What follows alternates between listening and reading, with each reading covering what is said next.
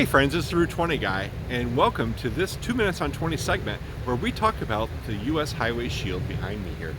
We're on an old alignment of historic Route 20 in Chester, Massachusetts, and this sign would have been here or nearby back in 1926. So let's talk about it just a little bit. What does this sign actually mean? And there's a lot of information that was put into this sign itself, and there's a lot of thought behind it. First, the design itself comes from the United States Shield. Not exactly this design, but very similar to it, that had been in use since the 1700s. And it was modified some, and some of these shields you could see on our national cemeteries across the country prominently after the Civil War. It was thought, yes, let's put a shield out there that people can recognize, knowing that this road itself was a federal highway.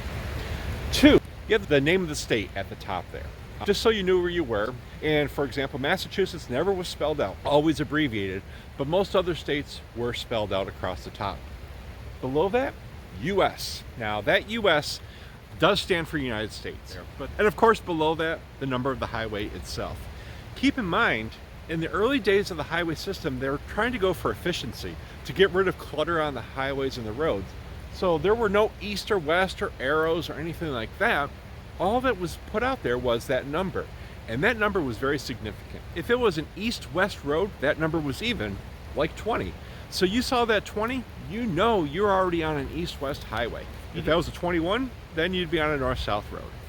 That 0 though also meant something. That meant you were on a transcontinental highway across the country. And so me, standing here in Chester, Massachusetts, I knew I could get to the Atlantic Ocean, which would be Boston, but I also knew at the same time I could get to the Pacific Ocean, which at the original time was Astoria, Oregon, but eventually ended up being Newport, Oregon.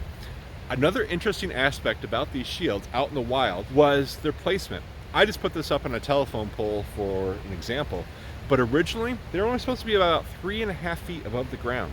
And so when you're driving, you could easily see them. Now they're much higher. Specification for these signs to be placed on the roadway itself. And this is what it would look like many, many years ago on the highway itself. For 2 Minutes on 20, this is the Route 20 guy, wishing you safe travels on your journey across historic Route 20. See you later.